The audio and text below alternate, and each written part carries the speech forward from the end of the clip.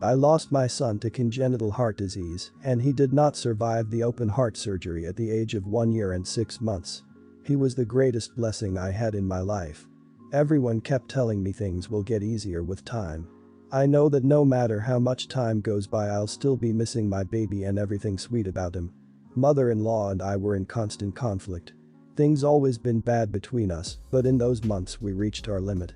She kept getting involved in my son's treatment and criticized every decision I made, claiming I didn't know how to handle my son's illness. We went low contact, but she kept causing issues occasionally. My husband was torn between our son's illness and his mother's issues. When my son passed away, she came to the funeral and caused a scene by arguing with me, knowing I had no energy for it. She used the fact that everyone was there so she could say it was my fault my son was born sick and I didn't take care of him properly, that I didn't listen to her when suggested other ways to treat his condition, and that I was the one who took their grandchild away from them and caused them heartache. She then loudly called me a bad mother. I had no idea how I kept my composure and kept standing on both feet. My mom and sisters responded by telling her to leave. My husband was sitting down crying. She then went to tell everyone I kicked her out as a way to hurt her further and lied that I convinced my husband to ban her from visiting her grandson's grave. My husband later sent his side of family an email talking about my mother-in-law's behavior during and after our son's illness and telling them he no longer will be seeing her. That had the family criticizing us, saying mother-in-law was just trying to do what was best for her grandbaby and called us selfish for assuming we're the only ones struggling with this tragedy. We haven't seen his mom in 1 year and 8 months. I'm now 3 months pregnant. No one knew, only my sister-in-law, brother-in-law's wife, but word got out. Though we told her not to say anything. Week later I had family members saying I was invited to a dinner hosted by mother-in-law so she could both apologize in front of the whole family and settle this issue before the baby's born. They said mother-in-law was regretful and offered to financially provide for her grandbaby, and they want to see that.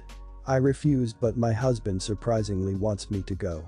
I had his grandparents calling me, telling me that I'm a person with a good heart and forgiveness is something I'm capable of giving. I told them I'll never be sitting at the same table with the person who called me a bad mother at my child's funeral. I still remember it vividly till this very day. My sister said this change of heart from mother-in-law is probably for the new baby.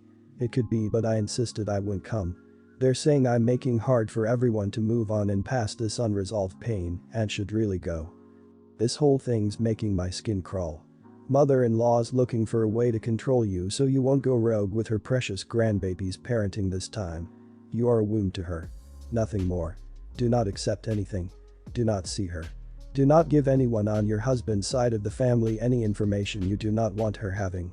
Talk to your husband in detail and make sure he's completely on the same page as you. She will not stop trying to control you and your baby this time. Not the idiot. Not the idiot.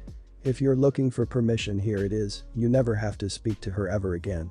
I'd make it very clear to my husband if I were you that I will not be speaking to her, she will not be spending time with my child, and any relationship he wants to have with her is between him and her, and I don't ever want to hear a word about it. They are trying to buy your pain and wash away her abhorrent behavior with money. They can all go to hell. I'm so sorry for your loss, I can't imagine. Wow. Of course, you are not the idiot. But I'm flabbergasted at his mother's behavior and how other members of your husband's family are enabling it. Honestly, there is nothing more horrific than blaming a parent for their baby's illness and death at the baby's funeral. That is actually peak idiot, and the fact that they are bold enough to think forgiveness can even be an option here is baffling. I'm so sorry you had to go through all of this, and your horrible in-laws are making a terrible situation so much worse. I wish you the best with your new baby.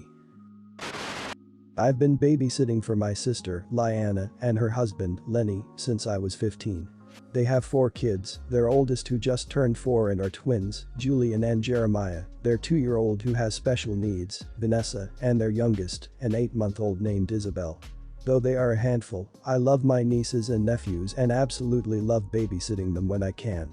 Recently though, I've been purposely avoiding Liana's calls and messages to come by to hang out, even though I know she and Lenny will be completely dressed up when I get there and make up an excuse as to why they have to go and leave me the kids. This has happened several times over the years. Other instances include them saying they're going to a doctor's appointment in town, dropping them off at my house, and coming back hours later. A couple of times they even came back the next day because they knew they would be late and wouldn't want to wake them up without a notice and avoiding my calls and messages. One time I was in my restroom and came back to my room with all 4 sleeping kids on my bed, followed by a text reading I'll pick them up after grocery shopping. Spoiler, she picked them up hours later, which caused me to miss an exam I had for a class. Though I was never paid for babysitting, I still enjoyed doing it when I was younger and had more time. I admit I'm at fault for allowing this to go on for so long. I'm 20 years old now and attending college. My time is valuable, and when I'm not at school or working, I can't be spending my entire day babysitting while not getting paid, not to mention spending my own money on diapers, formula, wipes, and food for them.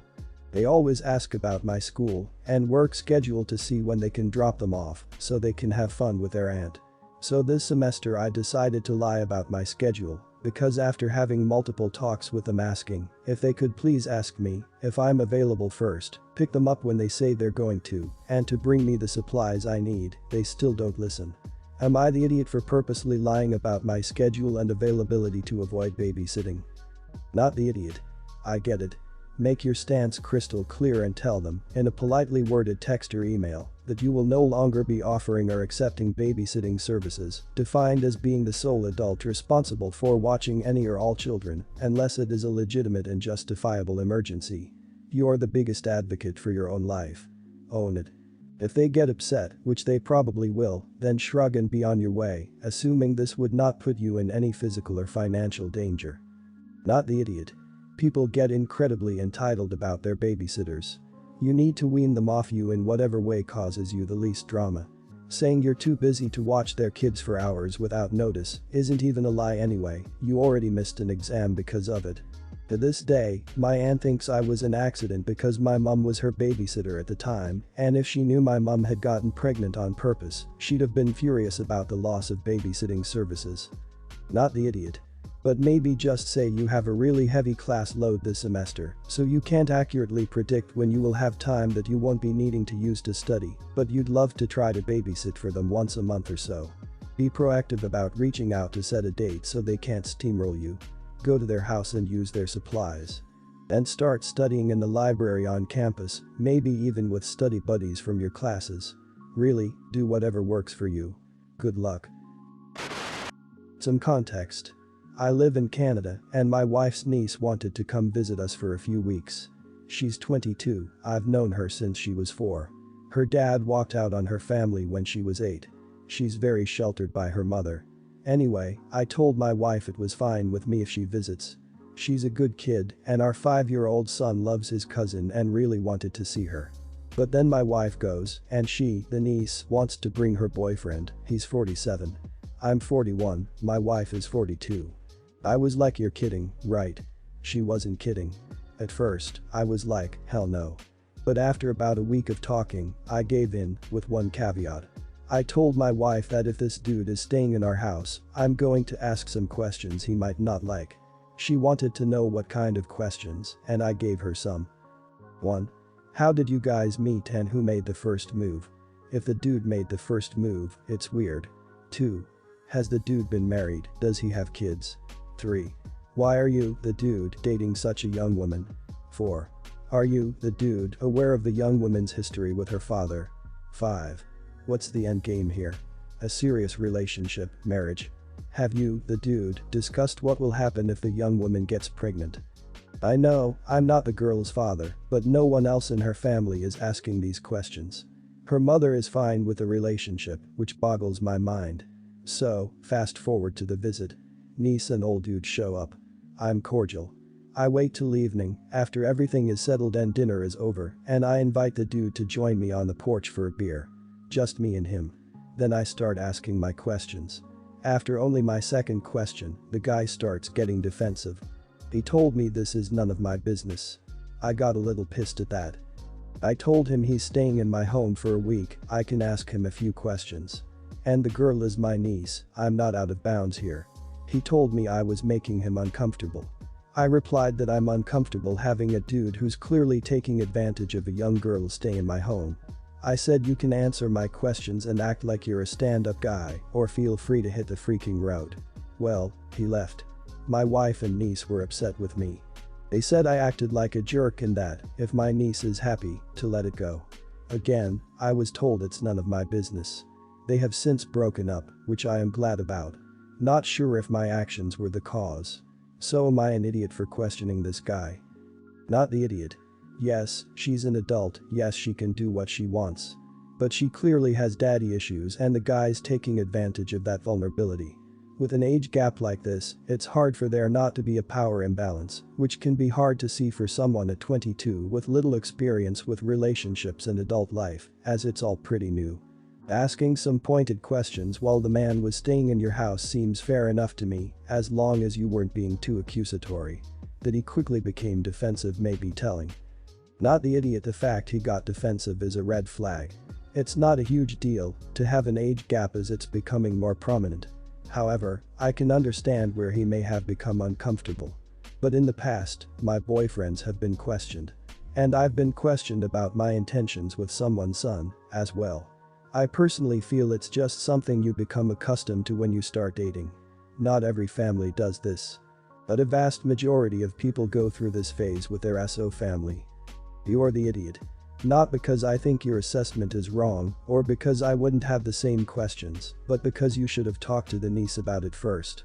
Acting like you were cool with having him stay and then springing an interrogation on someone she invited without letting her know that was a condition of him being a guest in your home was unnecessarily rude, and I'm sure it embarrassed the hell out of her. I totally support you pushing back on this relationship, but she is an adult, if a young one, and she deserved to be treated like an active agent in this situation. I, 32, have always been horrified by the idea of pregnancy and giving birth. It sounds very traumatizing and I don't want to go through that experience. I still want to experience being a mother and would like to adopt children when I'm ready. My husband, 34, knew this from the start and was okay with it. My family knows as well and are fine with it. My husband's family, on the other hand, are disgusted by the idea of not having a biological kid. They have been nagging us for years. Until I eventually cracked about a year ago. We were having dinner together until of course the nagging of when are you guys planning on having kids. I told them that I was infertile and I was never going to have biological kids. I am not infertile. I should have checked with my husband before I said that, but I was so tired of the nagging. He followed along and we both left after that. The topic of trying in vitro fertilization or a surrogate has come up, but rarely, and spending time with my husband's family has become so much more bearable. Onto the situation. About 2 months ago I accidentally got pregnant. I won't go into details. I saw a doctor and I was about 6 weeks in. I got scheduled for an abortion just 3 days ago.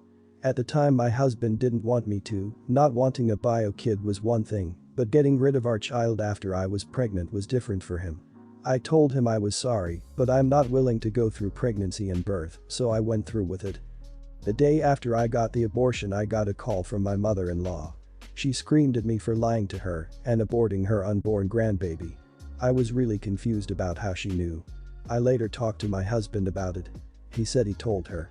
He said he was upset at me for making him lie to his family, but my family got to know about everything. That it wasn't fair I was treating his family like such a burden, and it isn't fair to them. They are allowed to know about the abortion if my family knows. We fought for a while, and he went to go stay with his mom for a few days, so we could both cool down. Since then I've also gotten calls from a few other of his family members telling me I was in the wrong. Now I'm starting to wonder if I was wrong for lying to his family and making him lie too. I'm wondering if making him lie without talking to him was unfair to him. And that I should have put more consideration into his opinion of the abortion. Am I the idiot? Everyone's the idiot here. You shouldn't have started the lie, but you shouldn't have had to. His family had no business commenting on your reproduction, and your husband should have shut it down before you kind of snapped and lied. However, the pregnancy, abortion, well ultimately your choice, was a big event in your husband's life, and he is entitled to reach out to loved ones during difficult times. It shouldn't have ended up with mother-in-law contacting you about it, but it's crappy of you to expect your husband to keep secrets about his life to support your lie. Not the idiot. Nagging people about having kids is inappropriate and invasive. You said what you had to get them off your back. If you can't tolerate the idea of being pregnant, you might as well be infertile, and that's all they need to know. It sounds like your husband wasn't as understanding as he made out. He had no business letting his mom yell at you. He's an idiot for not standing up to her for you. No matter your disagreement over the abortion, him not stopping her from mistreating you is terrible. Not the idiot. If your husband wasn't okay with the white lie because of the constant badgering, he should have said so when you two talked afterwards. Him hiding behind his mother's skirts when it came to disagreeing with you is just childish and weak. On top of that, the rest of the family is attempting to shame you for making a personal medical choice when they had no business knowing your personal health information. Advice: get a good lawyer, drop this guy, and look into getting your tubes tied to prevent this from happening again. My son, 24, and his girlfriend, 24, have only been together for 6 months, and she is apparently 4 months pregnant with his baby. They have actually been friends since high school, and so my husband and I have known her for a few years as well. She is a lovely girl, but honestly, she is not someone I had hoped would be the mother to my first grandchild. First of all, she is a recovering medicine addict and drinking, and while she says she has been clean for 3 years, a relapse is always possible. She only finished high school with her general educational development test, and she now works as a waitress full-time. Her parents died years ago, so she is largely on her own. Our family is considerably better off, and my son is joining his father's business, meaning his salary will be quite high and will only continue to grow. Since my son first told us she is pregnant, it can't escape my mind that he may not really be the father, and that she picked him out of potential others because he would be the best in terms of support.